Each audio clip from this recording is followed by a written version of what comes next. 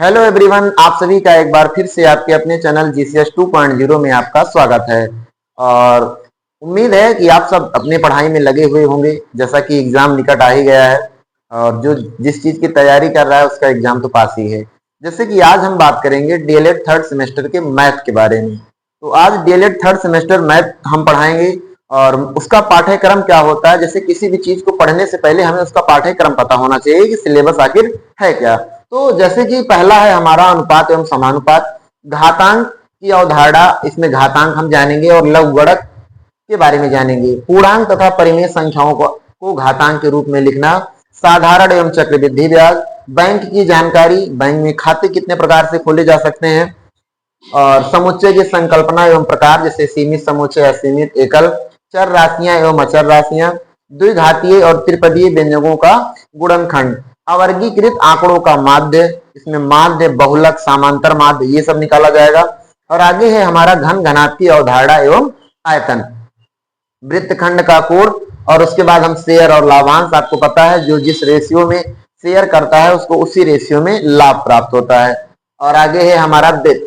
इन सभी के बारे में हम जानेंगे पूरे मैथ में और हम 3 पार्ट में इसे पढ़ाएंगे। पार्ट 1 रहेगा हमारा जितने भी ऑब्जेक्टिव यानी बहुविकल्पीय क्वेश्चन रहेंगे, एक पार्ट में उन सारे क्वेश्चन को कवर करेंगे। और सेकंड क्लास रहेगा हमारा अति लघुत्तरीय और थर्ड क्लास में हम पढ़ाएंगे लघुत्तरीय। इन्हीं तीनों क्लास के देखने के बाद आपको अगर मैथ में कुछ भी नहीं आता होगा तो उम्मीद है कि आप सबका लगभग 15 प्लस नंबर आ जाएगा 25 में से, अगर कुछ नहीं आता होगा तब। बाकी अगर आपको आता होगा तो आप अपना रिवीजन कर लीजिए। जैसे कि डीएलएड फर्स्ट सेमेस्टर और सेकंड सेमेस्टर में हम भी खुद एग्जाम दिए हैं और हमारा 25 में लगभग 24 या 25 नंबर दोनों सेमेस्टर में रहा है। तो आज हम आपको पढ़ाएंगे कि डीएलएड में मैथ कैसे आता है। एकदम नॉर्मल आता है, लेकिन जिनको कुछ नहीं आता वो देखिएगा ध्यान से। जैसे कि अगर हम चलें ऑब्जेक्टिव में, तो सबसे पहले छोटी छोटी जानकारी आपको बताएंगे, इसे हम मिटा देते हैं सिलेबस को आपके।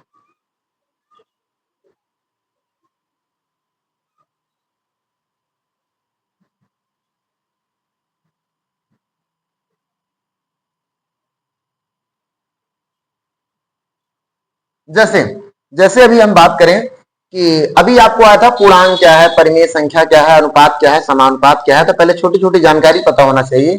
अनुपात होता है हमारा, अनुपात और समानुपात रेशियो, यानी कोई भी चीज जिस रेशियो में दिया जाएगा उसी रेशियो में उसको, ठीक है, बांटा जाएगा। जैसे अनुपात, तो सबसे पहले अगर हम अनुपात की बात करें तो अनुपात होता क्या है। अनुपात मतलब ऐसे कहें बटे।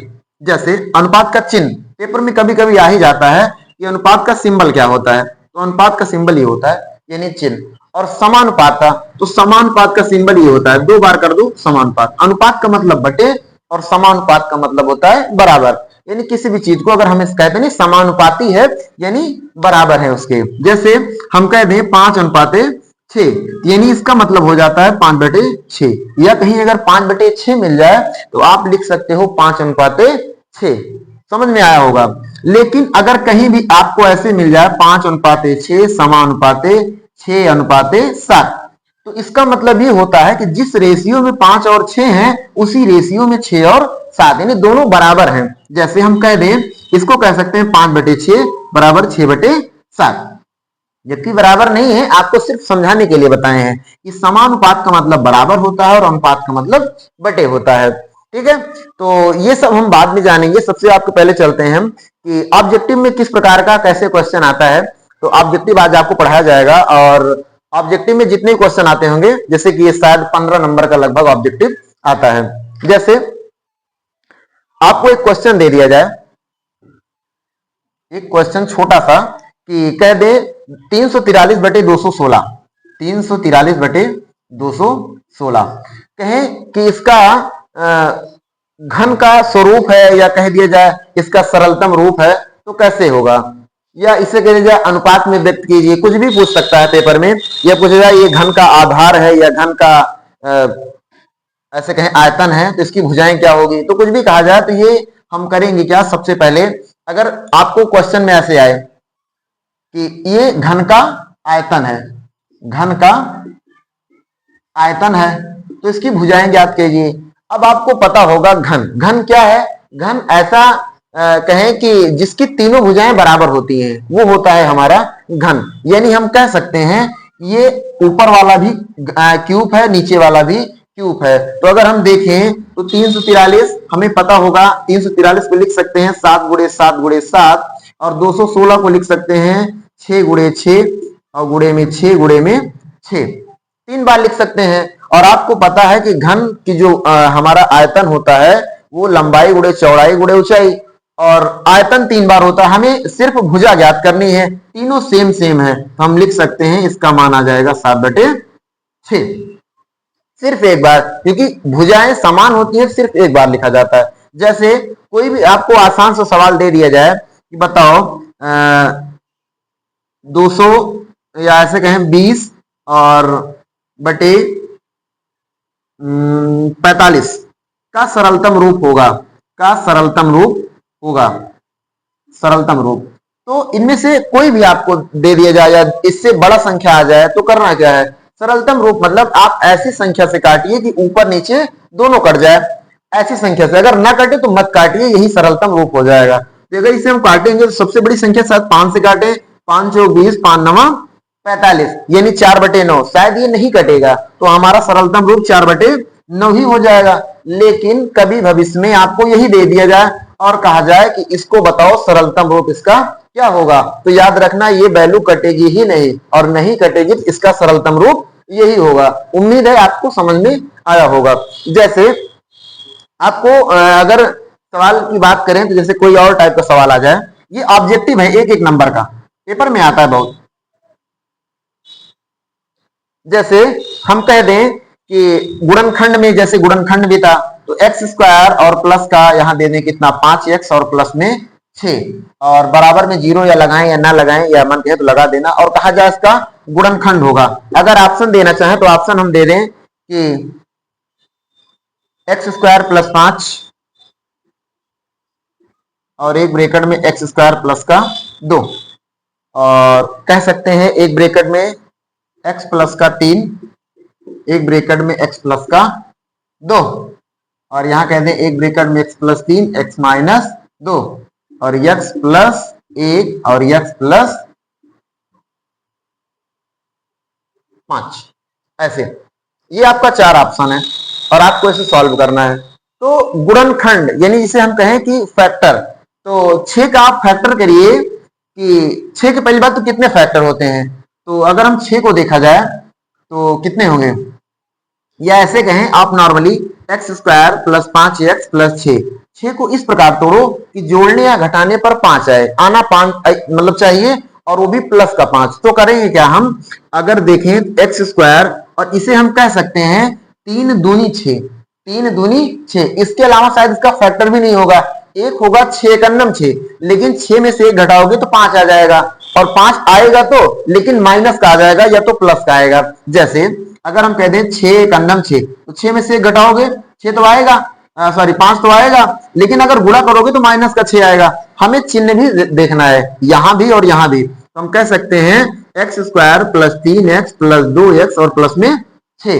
अगर यहाँ x कॉमन ले लें तो क्या आएगा, x प्लस का 3, और यहां अगर 2 कॉमन ले लें तो क्या आएगा, x प्लस का 2 3 6। दोनों ब्रैकेट में चिन्ह सहित और संख्या सहित समान आना चाहिए, तभी तो हमारा सही होगा, नहीं तो नहीं होगा। तो x प्लस 3 एक ब्रैकेट में और x प्लस का 2 एक ब्रैकेट में हो गया। ठीक है, अब ये ऑप्शन देखें, थर्ड नंबर हमारा ऑप्शन है। अगर हमें डायरेक्टली ऐसे देखना हो तो अगर हम ध्यान से देखें, अगर एक्स स्क्वायर का एक्स स्क्वायर से गुणा करेंगे तो एक्स की पावर 4 आएगा, तो पहला ऑप्शन हमारा होगा नहीं। दूसरा, एक्स का एक्स से करेंगे तो एक्स स्क्वायर आएगा, आएगा है यहां है, और 3 का 2 से गुणा करेंगे तो माइनस का 6 आएगा, तो ये भी हमारा होगा नहीं। तीसरा, यक्स का यक्स स्क्वायर करेंगे तो मतलब गुणा करेंगे तो स्क्वायर तो आ जाएगा, लेकिन 1 का 5 से गुणा करेंगे तो 5 आएगा, 6 आएगा ही नहीं, तो ये भी गलत हो जाएगा। एक ऑप्शन बचा, वही हमारा सही हो जाएगा। ये रहा कि जब आपको सिर्फ ऑप्शन से ही लगाना हो तब कैसे लगाएंगे। ठीक है, समझ में आया? आगे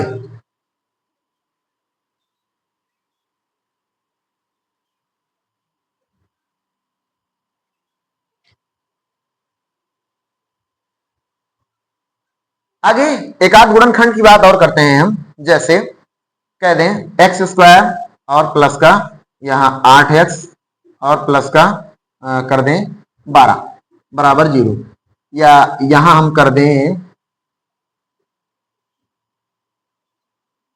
x और यहां कर दें हम माइनस का 12 बराबर 0। तब कैसे सॉल्व होगा? ऐसे कंडीशन में करेंगे क्या, हम 12 को तोड़ेंगे कि आए कितना, जब आगे कोई संख्या ना हो तो मान लेना यहाँ 1 है।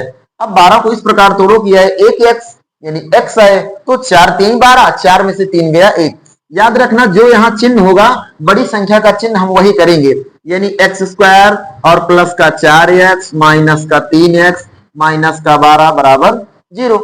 अब यहां अगर हम देखें तो क्या कॉमन है? कॉमन मतलब होता है कि ऐसी संख्या जो दोनों में हो, तो x है, x बाहर निकाल लो, क्या आएगा x, और यहाँ 2x था 1x आएगा, और यहाँ आ जाएगा हमारा 4, 1x से 1x कैंसिल। यहाँ माइनस का 3 कॉमन लेंगे, x आएगा। कह दो माइनस का 3 कैसे कॉमन है? क्योंकि 12 में 3 है, 3 चौक 12, x और माइनस माइनस प्लस 3 चौक 12, x प्लस 4 एक ब्रैकेट में और x माइनस का 3 एक ब्रैकेट में, ये हमारा हो जाएगा। और गुणनखंड आएगा भी तो ऐसे ही आएगा, या तो एक आ सकता है ऐसे गुणा, गुणनखंड एक रूप हो गया, एक दूसरे रूप में हो सकता है पेपर में आ जाए x प्लस 4 और x माइनस, और यहां हम कर देते हैं 7, कहेगा कि इसका गुणनखंड कीजिए, हो सकता है ऐसे आ जाए। जब इस टाइप का आ जाएगा तो x से x गुणा कर देना, x स्क्वायर, x का 7 से करना तो माइनस का 7x। माइनस का क्यों आया? क्योंकि ये प्लस ये माइनस, माइनस इतना बलवान है जिससे बढ़ता है उसे नीचे कर देता है। यहां आ गया हमारा x, यानी माइनस प्रबल हो जाता है, जीत गया। और 4 को 1 से करोगे तो 4x, और 4 को 7 से करोगे तो 4 सते 28, यहाँ प्लस यहाँ माइनस, फिर माइनस, जीत गया 28 आ गया। एक्स स्क्वायर 7 में से 4 गया माइनस का 3x और माइनस का 28 बराबर 0, या न लगा हो कुछ न लगा हो, ये हमारा हो जाता है। एक टाइप ये हो गया। अगर बहुत ज्यादा कठिन देंगे आपके पेपर में तो हो सकता है इसमें एक संख्या और ऐड कर दें, ऐसे दे दें, ऐसे, और कह दें कि आप इसे गुणा कीजिए। बहरहाल आज हम ऑब्जेक्टिव को आगे लेके चल रहे हैं, तो जैसे जैसे सवाल ऑब्जेक्टिव में बनता है तो खाली उसे ही बता रहे हैं, तो आप ये मत सोचिएगा कितना आसान ही आएगा, अभी और बड़ा सवाल भी बताया जाएगा, लेकिन सिर्फ आज ऑब्जेक्टिव को देखेंगे हम। तो अगर इनका गुणा इससे करेंगे तो हो जाएगा x स्क्वायर, और x का 1 से करेंगे तो हो जाएगा माइनस का x, 3 का x से करेंगे तो प्लस का 3x, 3 को 1 से करेंगे तो माइनस का 3, और आगे वाली संख्या ऐसे उतार देंगे। अगर मन में हो कि हम आगे से गुणा करें कि पीछे से करें, तो आप कहीं से करो, और प्रयास करना पीछे से करना। x स्क्वायर प्लस का 3 में से 1 गया, प्लस का 2x और माइनस का 3, अब आगे है x प्लस 2। अब इनका गुणा हम कर देंगे, जब इनका गुणा करेंगे तो हो जाएगा x स्क्वायर, सॉरी x दो, यहाँ 2 बार है, यहाँ 1 बार है तो 3 बार हो जाएगा, यहाँ 1 बार है, यानी x का 2x करेंगे तो कितना हो जाएगा 2x स्क्वायर, और x का 3 से करेंगे तो माइनस का 3x, और 2 का x से करेंगे तो हो जाएगा प्लस का 2x स्क्वायर, और 2 का 2 से करेंगे तो प्लस का कितना हो जाएगा 2 दूनी 4x। यहाँ x नहीं है, यहाँ यह है, इसीलिए 2 का 2 से गुणा किए 4 और x वैसे उतार दिए, और 2 का 3 से करेंगे तो 2 3 6। अगर कुछ कट रहा हो तो काट दो, ये देखो शायद नहीं कटेगा, शायद प्लस प्लस में है तो हमने काट दिया, आप मत काटना, अगर माइनस में होता तो कट जाता, ये भी नहीं कटेगा। एक्स क्यूब और 2x स्क्वायर, 2x स्क्वायर कितनी बार है 2 बार है, यानी हो जाएगा हमारा 4x स्क्वायर, माइनस का 3x और प्लस का 4x, ये घट जाएगा, 4 में से 3 गया 1, और 1 लिखा नहीं जाता तो हम लिख सकते हैं माइनस का x, सॉरी प्लस का x, क्योंकि बड़ी संख्या का जो चिन्ह होगा वही लेके चलेंगे, और माइनस में 6। इससे बड़ा सवाल ऑब्जेक्टिव में आपके नहीं आएगा। और आगे हम चलते हैं कि एक आता है अनुपात समानुपात, और आपको बता रहे थे अभी, और अनुपात समानुपात में छोटा से छोटा सवाल क्या बन सकता है। सबसे पहले आपको भी बताया ही कि किसी भी संख्या को ये अगर कह दिया जाए कि सबसे पहले देखो अनुपात, अनुपात का सिंबल ऐसे होता है, और समानुपात का डबल, और आपके पेपर में आया भी है कि समानुपात का चिन्ह बताइए, जिसमें से 3-4 ऑप्शन है, आपको ऑप्शन हम बता देते हैं। पहला पेपर में आया समानुपात का चिन्ह बताइए, तो एक तो है ऐसे, और एक है ऐसे, और एक ऐसे है, और ये है, 4 ऑप्शन है। तो समानुपात का चिन्ह, इतना आसान सा क्वेश्चन, तो समानुपात का चिन्ह ये हो जाएगा। अनुपात पूछे, अनुपात का चिन्ह ये हो जाएगा। बराबर का चिन्ह पूछे तो ये हो जाएगा, और क्वेश्चन मार्क का चिन्ह पूछे यानी प्रश्नवाचक तो ये हो जाएगा। बहरहाल आपका आंसर ये वाला परफेक्ट है। ठीक है, अब जैसे आपको ऑब्जेक्टिव में अनुपात समानुपात का क्वेश्चन कैसे आएगा, जैसे कह दिया जाए कि यदि ए अनुपाते बी बराबर 5 अनुपाते 4, बी अनुपाते सी बराबर 2 अनुपाते 3, तो ज्ञात करो तो ए अनुपाते बी अनुपाते सी बराबर क्या होगा। इसे हमें लगाना हो तो इसे अगर हम लगाएंगे तो कैसे सॉल्व होगा, तो यहां हम लिखेंगे ए और बी और सी, ए बी सी लिखेंगे। अगर हम नहीं दिख रहे होंगे तो परेशान मत होना, आप सवालों को ध्यान से देखिएगा बस। यहां हो जाएगा ए बी का मान 5 अनुपाते 4 और बी सी का मान हो जाएगा 2 अनुपाते 3। तो अब जो जगह रिक्त है, जैसे ये जगह खाली है, इस जगह पे पीछे वाली संख्या जो अंक है संख्या है उसे एक बार आप रिपीट कर दोगे, और यहां भी पीछे वाली संख्या एक बार रिपीट कर दोगे। अब गुणा कर दो, 4 3 12, 4 दूनी 8 और 5 दूनी 10। अगर पूछा जाए ए अनुपाते बी अनुपाते सी, ये अनुपात है, बिल्कुल गलत, ये हमारा अनुपात नहीं है, क्योंकि आपको पता है कि अनुपात हमेशा सरलतम वैल्यू होता है। तो जिस संख्या से कटे तीनों को काटो, तो शायद 2 से कटेगा, तो 2 पंचे 10, 2 चौक 8 और 2 छंग 12, अब नहीं कटेगा और ये हमारा आंसर हो जाएगा। ठीक है, आगे हम बताते हैं, जैसे ये अनुपात है, अगर नॉर्मल क्वेश्चन आएगा एक नंबर में तो ऐसे आएगा, या हो सकता है ऐसे आ जाए कि बताओ 16 और 9 का मध्यानुपाती, 16 और 9 का मध्यानुपाती। मध्यानुपाती कैसे निकलता है, तो याद रखना, अगर हम मध्यानुपाती निकालना हो तो उसका फार्मूला भी बताएंगे आपको और बेसिक से भी बताएंगे। अगर हमें फार्मूला से लगाना हो तो इसका सूत्र होता है अंडर रूट ए बी, यानी जो दो संख्या दिया गया हो उन दोनों का गुणा कर दो और अंडर रूट लगा के जो मान आए वही बताना है आपको। अब जैसे यहाँ 16 है, 16 गुणे 9 का अंडर रूट, 16 नवैया 144 का अंडर रूट, और आपको पता है 144 को अगर हम कहें 12 का ये वर्ग है, 12 का वर्ग है, या 144 का वर्गमूल 12 होता है, जो भी कहना चाहो आप कह सकते हो, और फाइनली हमारा आंसर 12 हो जाएगा। लेकिन कभी कभी ऐसा होता है कि जो हमारा संख्या रहता है वो पूर्ण वर्ग होता ही नहीं है, तो ऐसी कंडीशन में करते क्या है, जैसे मान लो कह दिया जाए कि 5 और 6, 5 और 6 का मध्यानुपाती बताना है हमें, और 5 और 6 का मध्यानुपाती कैसे निकालेंगे, तो अगर बेसिक से लगाते हैं इसे तो हम करेंगे क्या, 5 और अनुपात का चिन्ह लगाएंगे और यक्स लिखेंगे, फिर समानुपात का चिन्ह, फिर यक्स, फिर अनुपात का चिन्ह 6। उसके बाद 5 और अनुपात है तो बटे में 6 बराबर यक्स बटे 6, यक्स, यक्स का यक्स से गुणा करेंगे तो हो जाएगा यक्स स्क्वायर, और 6 पंचे 30, एक्स स्क्वायर बराबर 30। हम कह सकते हैं यक्स बराबर 30 का अंडर रूट। हो सकता है आपके पेपर में ऑप्शन ऐसे ही हो, अगर ऐसे ऑप्शन नहीं होगा इसे लिख सकते हो तुम क्या, 2 3 6 पंचे 30, बहरहाल ये नहीं निकलेगा तो आपका अंडर रूट 30 ही ऑप्शन आएगा, यही हमारा सही रहेगा। ठीक है, समझ में आया। मध्यानुपाती हो गया, आपको बताते हैं तृतीयानुपाती कैसे निकाला जाता है।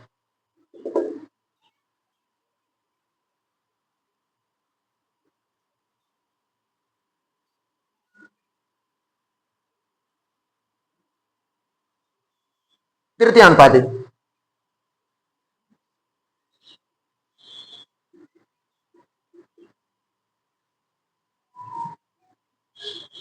तृतीयानुपाती और एक चतुर्थानुपाती, साथ में दोनों बता देते हैं।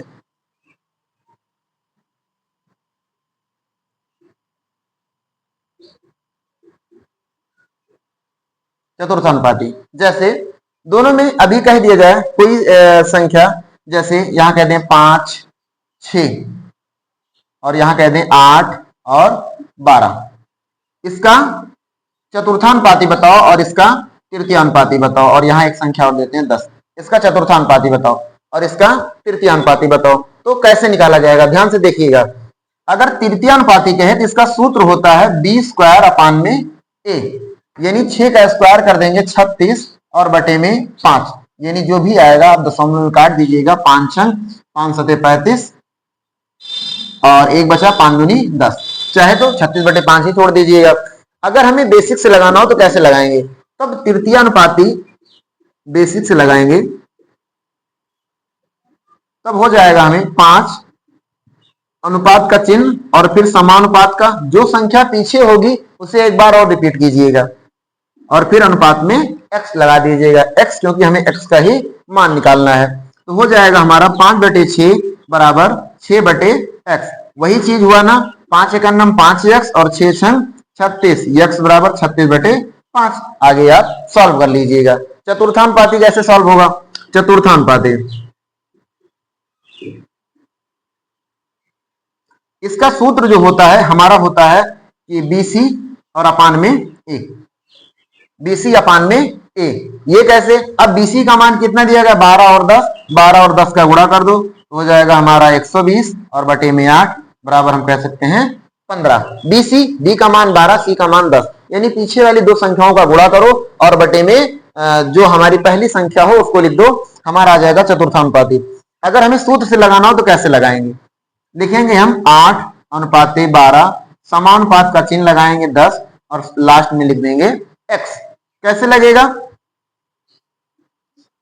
8/12 बराबर 10/x, वही चीज गुणा कर दो तो 8x बराबर 120 और 8 से अगर काटें तो 15 8 120 यानी x बराबर 15। इससे कठिन आपके किताब में अनुपात और समानुपात का नहीं आएगा।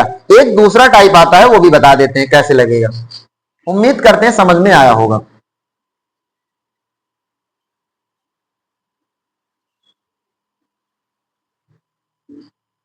दूसरा टाइप का सवाल कैसे बनेगा, जैसे कह दिया जाए 80 पैसे का 4 रुपए से अनुपात, 4 रुपए से अनुपात 80 रुपए का 80 पैसे का 4 रुपए से अनुपात। ऑप्शन दे दे, 80/4, दूसरा ऑप्शन है हमारा 1/5 और तीसरा अनुपात है हमारा 5/1 और चौथा अनुपात दे देते हैं हम 20/1, 20/1। तो नॉर्मली आप लोग करोगे क्या कि ऐसे लिखोगे 80 और अनुपात 4, काटेंगे 4 का 4 यानी 20/1 और आपको ये टिक मार दोगे। लेकिन ये ऑप्शन में था ही नहीं, हमने अपने मन से ऑप्शन में दिया, कहते ये ऑप्शन में नहीं तो ये वाला सही हो जाएगा, बिल्कुल नहीं। अनुपात ये कैसे सवाल लगेगा, 80 पैसा है तो दोनों की कैटेगरी चेंज करो, या तो इसे रुपए में करो और या तो इसे पैसे में करो। अगर इसे पैसे में करोगे तो 1 रुपए में 100 पैसा, तो 4 रुपए में 400 पैसा, यानी 80/400। काट दें 1 0 से 1 0, 8 1 8, 8 5 40, 1/5। अब हमारा सही है, कहाँ है, थर्ड नंबर ऑप्शन। समझ में आया। और अगर जैसे हमें ऑप्शन से लगाना हो तो कैसे लगाएंगे, पहला मान लो हमें नहीं लगाना है, हमें ऑप्शन से देख के लगाना है कि कैसे तुरंत लगेगा। तो 80/4 ये बिल्कुल अनुपात आपको पता है कि बिना कटे हुए मान अगर दे दिया जाए और कट रहा हो वो अनुपात नहीं, अनुपात हमेशा सहभाज्य संख्या होती है, यानी उसमें कटता नहीं फिर कुछ। ये याद रखना 80 पैसा, बताओ पैसा छोटा है कि रुपया, तो पैसा छोटा है तो जो आंसर आएगा पहला वाला मान छोटा ही होगा और दूसरा बड़ा होगा। इसमें तो पहले ही बड़ा दे दिया गया, बिल्कुल गलत। इसमें पहले ही बड़ा, बिल्कुल गलत। और ये अगर हम देखें ये पहले ही छोटा है, हमारा सही हो जाएगा। अगर ऑप्शन से लगाना हो तो ऐसे लग जाएगा, ठीक है। आगे आगे अगर हम बात करें कि जैसे कोई सवाल दे दिया जाए,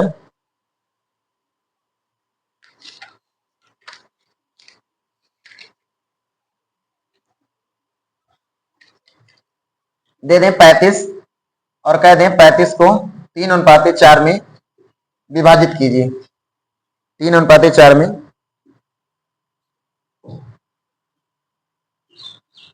विभाजित कीजिए। आपका ऑप्शन है, ऑप्शन दे देते हैं हम 14 21 ए ऑप्शन और बी है हमारा 16 9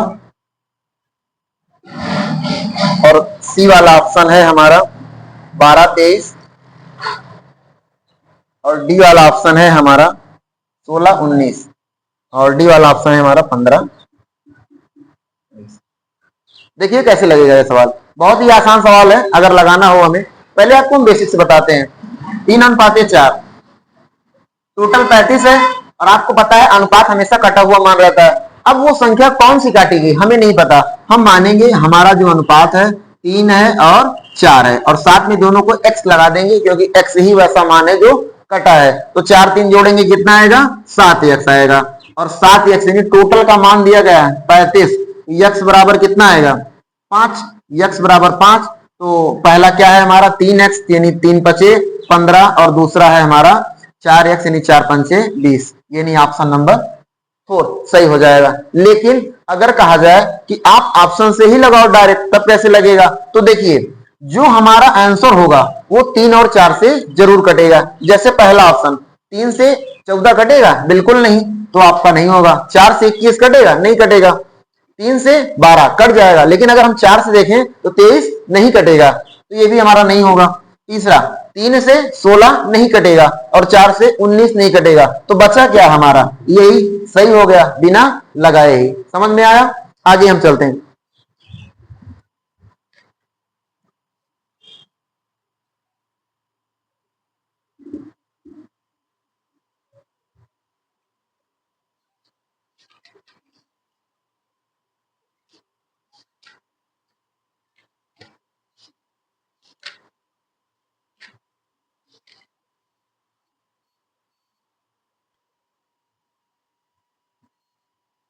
अनुपात समानुपात हो गया था। अब चलते हैं हम आगे की ओर कि आगे क्या पढ़ाया जाएगा।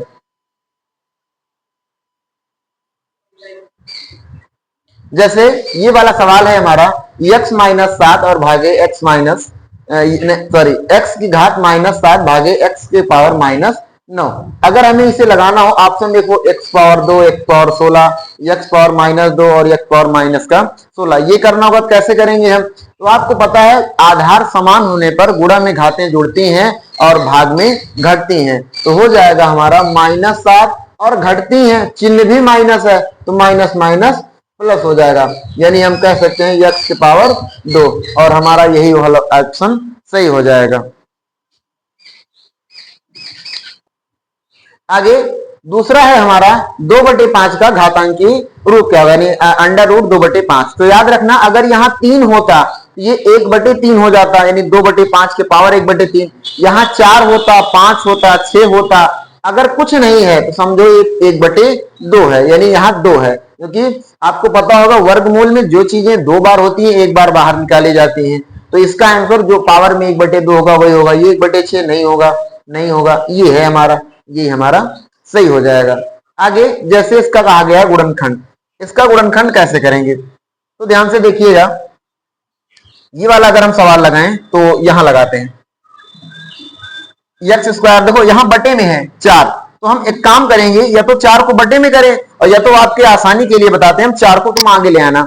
अगर 4 को आगे ले आओगे तो हो जाएगा 4x स्क्वायर प्लस का x और प्लस का 1, क्योंकि यहाँ 4x हो जाएगा, क्योंकि 4 का गुणा करोगे तो यहां भी करोगे, यहां भी करोगे और यहां करोगे तो कुछ नहीं होगा, यहाँ 1 ही आ जाएगा।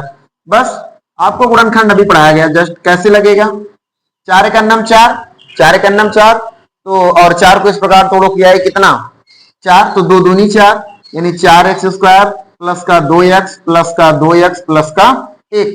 अगर इन दोनों में देखें तो 2x कॉमन है, क्या आएगा 2x प्लस का 1 और यहाँ कॉमन है 1, क्या आएगा 2x प्लस का 1। दोनों में समान आ गया, हम कह सकते हैं बराबर 2x प्लस 1 का होल स्क्वायर। लेकिन ये देखो ऑप्शन में तो है ही नहीं, या तो गलत हो गया, बिल्कुल गलत नहीं हुआ, हमने 4 को आगे ले लिया था। अब हम करेंगे क्या, 2 को पीछे भेज देंगे, यानी कह सकते हैं x प्लस 1 और यहां आ जाएगा तो हो जाएगा क्या बटे में 2, यही हो जाएगा। और कहाँ है ये है, बिल्कुल सही हो जाएगा। ठीक है, आगे ये भी एक गुणनखंड का ही प्रकार है। इसमें क्या करना एकदम नॉर्मल है, तो 2/x माइनस 1 और अगर हम करें देखो यहाँ 1 माइनस x है, तो देखो हम माइनस से भाग दे दें तो जो चीज माइनस में है वो प्लस में हो जाएगा और जो प्लस में माइनस में, यानी कह सकते हैं यहाँ माइनस से भाग देंगे तो माइनस ऊपर चला जाएगा और ये 3 और ये भी हो गया x माइनस 1। अभी बताए आधार समान होने पर घातें घट जाती हैं, सॉरी क्या घात नहीं, अंश। अगर हर समान हो तो हमारा अंश घट जाता है, यानी 2 में से 3 गया, -1 और बटे में x माइनस का। यहां देखिए कौन सा ऑप्शन, ये। आप गुणा करने मत जाना, छोटा छोटा सवाल है। आगे इतना समझ में आया। आगे हम चलते हैं दूसरे टाइप का सवाल कैसे लगाया जाएगा। जैसे लॉग का एक खास सवाल बता दें, ऑब्जेक्टिव में मान लो कभी आ जाए। जैसे कोई सवाल दे दिया जाए, लॉग और यहाँ a, यहाँ 3 के घात x प्लस का 2 बराबर लॉग a, और यहां दे दें 243। तो कहा गया है x का मान ज्ञात कीजिए। तब x का मान कैसे निकाला जाएगा, ध्यान से देखिएगा। जैसे ये सवाल है हमारा, लॉग a और यहां है हमारा 3 के घात x प्लस 2 और बराबर लॉग a। अब हम 200 जो 43 है उसको क्या लिख सकते हैं, आपको पता होगा 243 शायद 3 के पावर 4 के अप्रॉक्स होगा, 3 के पावर 4, यानी 3 को अगर हम 4 बार गुणा करें तो 81 हो जाएगा। 5 बार गुणा करें, 3 का 3, 3 3 का 9, 3 27, 3 81, 3 243, यानी 5 बार। यानी लिख सकते हैं 3 गुणे 3 गुणे 3 गुणे 3 गुणे 3।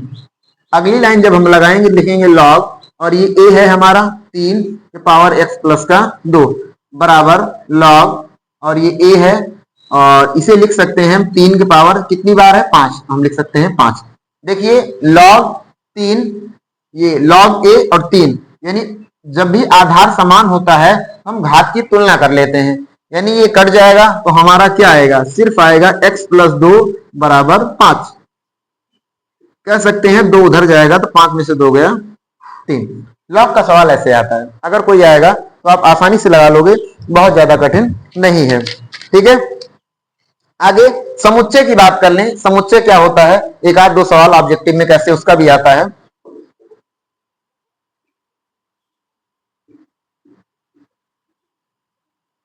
समुच्चय सेट्स, आपको 2-3 चीज मिलेगा।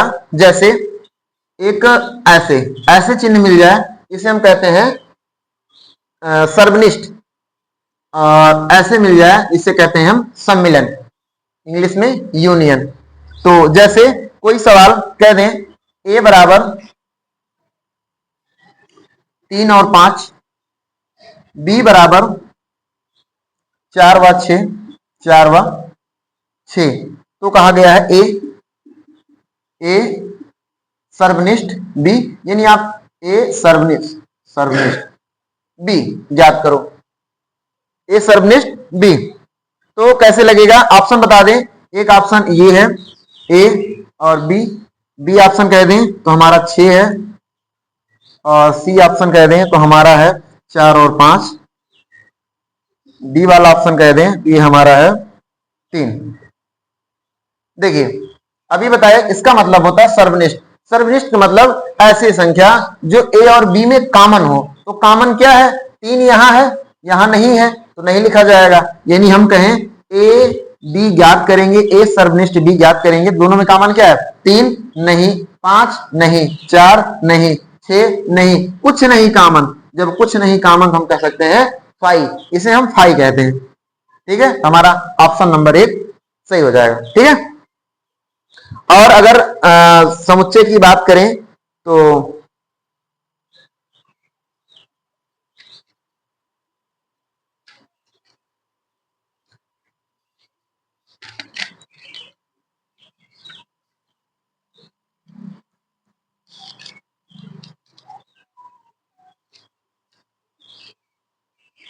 और लगभग समुच्चय का इससे कठिन सवाल तो कहीं मिला नहीं ना, इससे आसान बस ऐसे ही आएगा। अगर हम मान लो कह दें कि हम ए यूनियन बी ज्ञात करो, या कभी ए यूनियन बी पूछ ले, तो ए यूनियन बी यानी जो चीज ए में हो और बी में हो उसे एक बार लिखते हैं, और ए यूनियन बी में ए सर्वनिष्ठ बी में जो कॉमन हो, और ए यूनियन बी में जो हो वो भी लिखो, जो ना हो वो भी लिखो। 3 लिखो, 5 लिखो, 4 लिखो, 6 लिखो, ये ए यूनियन बी होता है। समझ में आया। आगे चलते हैं, कुछ सवाल और थोड़ा सा साधारण और चक्रवृद्धि का बता देते हैं, उसके बाद आज का वीडियो एंड करते हैं। 2-3 सवाल और, जैसे कह दिया जाए कि समांतर माध्य, जैसे माध्य आया था, तो माध्य क्या होता है तो आपको बता देते हैं। माध्य माध्य माध्य होता है कि कुल संख्याओं का योग और बटे टोटल संख्या, यानी जितनी बार संख्या होगी।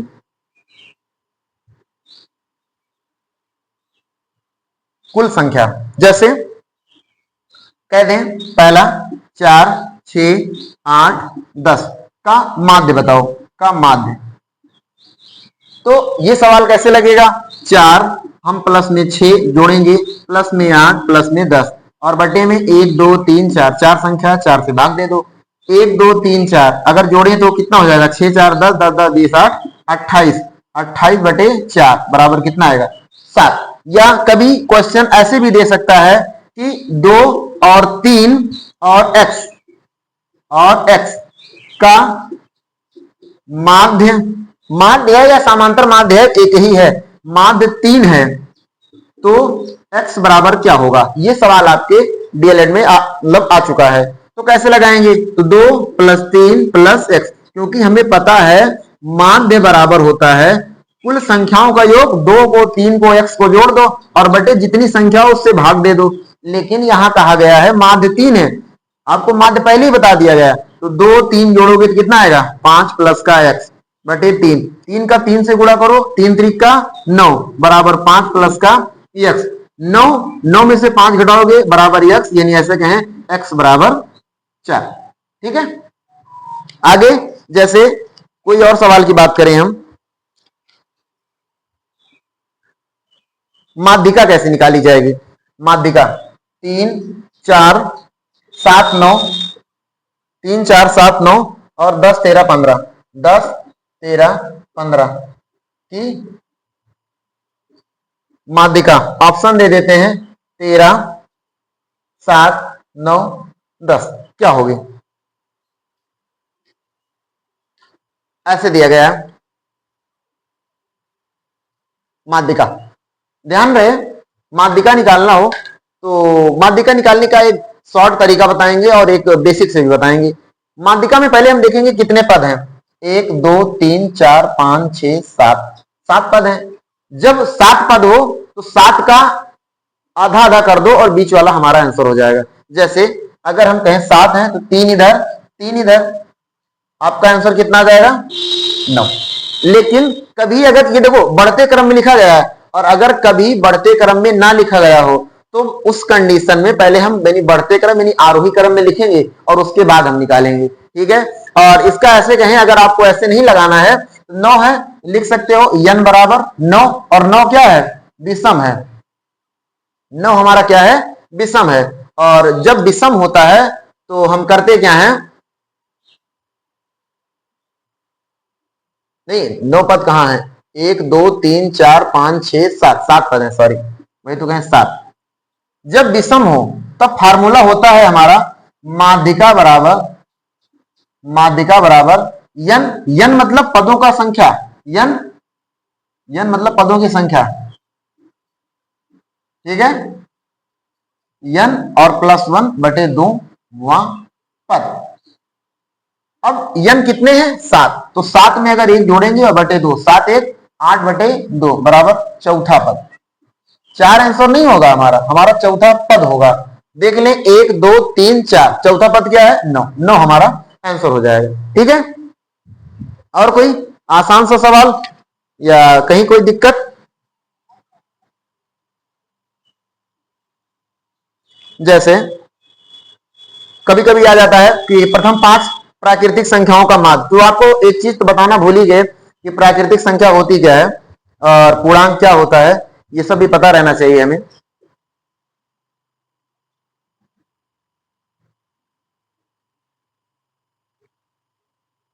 माध्य और एक माध्यिका भी हो गया हमारा एक सवाल, और एक हम बता देते हैं बहुलक क्या है। बहुलक भी देख लो, उसके बाद ये टॉपिक खत्म हो जाए। 6 7 8 7 3 2 7 5 4 बहुलक, और कहा गया इसका बहुलक क्या है। तो याद रखना, जिस पद की संख्या अधिक बार दोहराई रहती है वही हमारा बहुलक होता है। जैसे इसमें देखें 6 कितनी बार है, 6 एक बार है, 7 कितनी बार है, 1 2 3 4। आगे देखें 8 एक बार है, 3 एक बार, 2 एक बार, 5 एक बार, यानी 7 की संख्या हमारी कई बार रिपीट हुई है, हमारा बहुलक हो जाएगा 7। ठीक है, आगे हम चलते हैं कि अगर ये हो गया तो थोड़ा सा सवाल जैसे आया था अभी, प्रथम 5 प्राकृतिक संख्याओं का माध्य, अगर ऐसे आ जाए तो पहले हमें प्राकृतिक संख्या पता तो होना चाहिए कि क्या होता है। प्राकृतिक संख्या का प्राकृतिक संख्या और एक हमारा पूर्ण संख्या। प्राकृतिक संख्या, पूर्ण संख्या। प्राकृतिक संख्या क्या होती है? जो चीजें एक से चालू हो, 1 2 3 और ये डॉट डॉट डॉट इनफाइनाइट, ये हमारी प्राकृतिक होती है। पूर्ण, पूर्ण कुछ नहीं, यही 0 से होता है और 1 2 3 और डॉट डॉट डॉट इनफाइनाइट, ये हमारा पूर्ण संख्या होता है। याद रखना, क्वेश्चन आता है कि क्या सभी प्राकृतिक संख्या पूर्ण संख्या होती है? तो हाँ बिल्कुल होती है, एक से ये स्टार्ट है, ये प्राकृतिक ही तो है। और कभी ऐसे आ जाए कि क्या सभी पूर्ण संख्याएं प्राकृतिक संख्याएं होती हैं कि नहीं होती हैं, तो कहां जीरो कहां है? इसमें, इसमें नहीं है, तो ये नहीं हो जाएगा। ठीक है, अब जैसे देखो एक क्वेश्चन आया था कि 4 प्राकृतिक संख्याओं का मान, 4 प्राकृतिक संख्या, तो सबसे पहला 1, दूसरा 2, तीसरा 3, तीसरा चौथा 4 और बटे में 4। 4 3 7, 2 9 1 10 बटे 4, 4 दूनी 8, 2 बचा, 4 5 6 20। एक सवाल ऑप्शन में एक और है कि यदि 4 प्रेक्षण, 4 प्रेक्षण, अब कोई भी प्रेक्षण हो सकते हैं, कुछ भी हो सकता है, 4 प्रेक्षण का माध्य 20 है, 4 प्रेक्षण का माध्य 20 है, 4 प्रेक्षण का माध्य 20 है। यदि यदि उनमें कोई एक प्रेक्षण जोड़ा जाता है सी, यदि सी सब में जोड़ा जाए, सभी में जोड़ना है, जोड़ा जाए, तो माध्य कितना हो गया?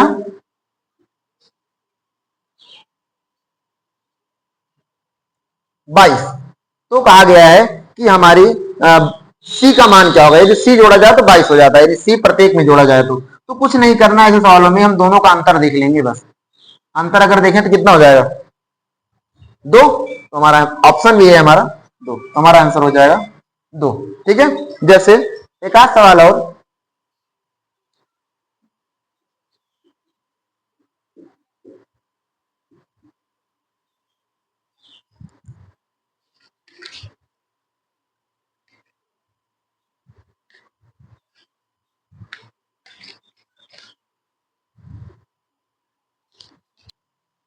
जैसे दिया गया है 5000 का। अब जैसे कि एक आध दो सवाल हम चलते हैं साधारण ब्याज की तरफ, कैसे सॉल्व होगा साधारण ब्याज। साधारण और चक्रवृद्धि था, तो अगर वन लाइनर में आएगा तो बहुत ही आसान सवाल आएगा। जैसे पहला एक सवाल है कि 5000 का 5% की दर से 4 वर्ष का साधारण ब्याज। अगर कभी फार्मूला ही पूछ ले तो पहले इसका फार्मूला पता होना चाहिए। तो हमें होता है साधारण ब्याज, जिसे हम सिंपल इंटरेस्ट कहते हैं, बराबर मूलधन, मूलधन और गुणे दर और गुणे समय, तीनों को गुणा कर दो और 100 से भाग कर दो।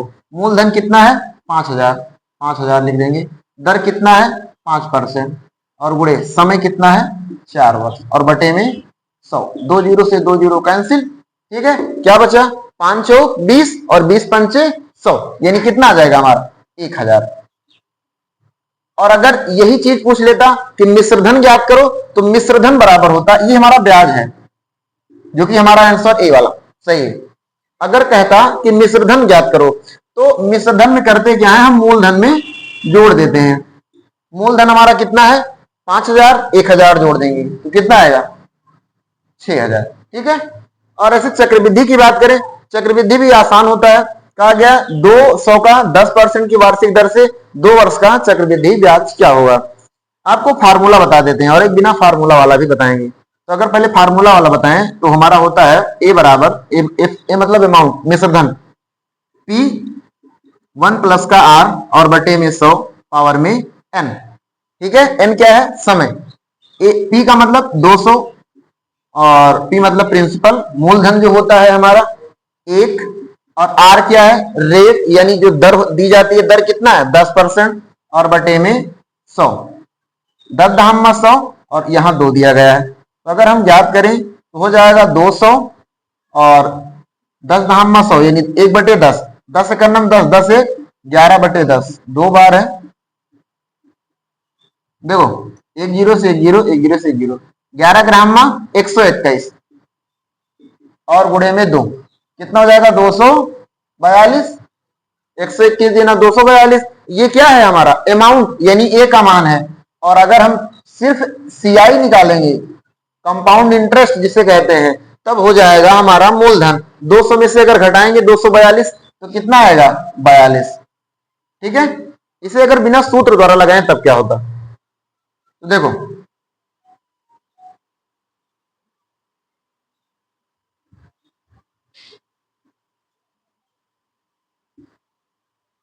हमारा है कितना 200 और शायद दर दिया गया था 10%। जब भी 2 साल की बात करें तो सूत्र लगाता सूत्र हो जाएगा, सूत्र लगा देना हमारा a प्लस बी और यहाँ प्लस में ए बी और बटे में 100 हो जाएगा हमारा कितना 10 प्लस 10 और यहाँ हो जाएगा हमारा प्लस में 10 गुणे 10 और बटे में 100। 2 जीरो से 2 जीरो कैंसिल, 10 10 20 1 21%, 21% निकाल देना कितने का 200 का। तो 200 का मूलधन हमारा कितना था 200, 200 का 21, एक ज्यादा हो गया।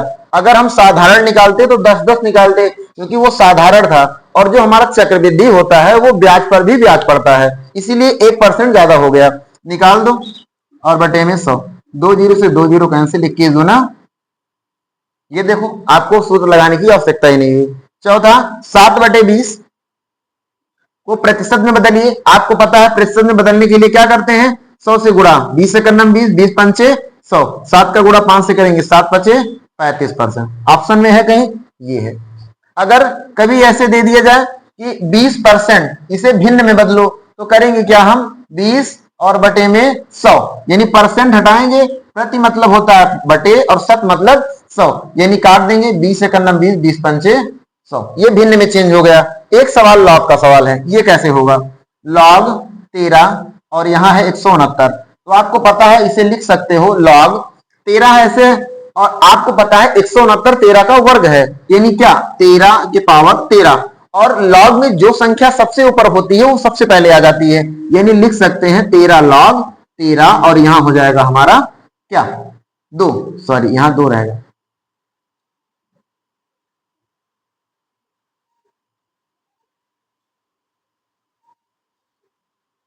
लॉग 13 और यहां हो जाएगा 2, इतने का मान हो जाएगा 1 नहीं, इसे हम लिख सकते हैं क्या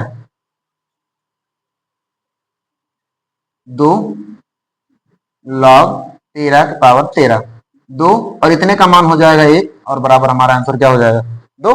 ये है ऑप्शन, सही हो जाएगा हमारा। ठीक है, और एक चौथा सवाल ये लास्ट 9, 9 के पावर 1/2, बताओ 9 को क्या लिख सकते हो 3, 3 का स्क्वायर और पावर में 1/2, ठीक है।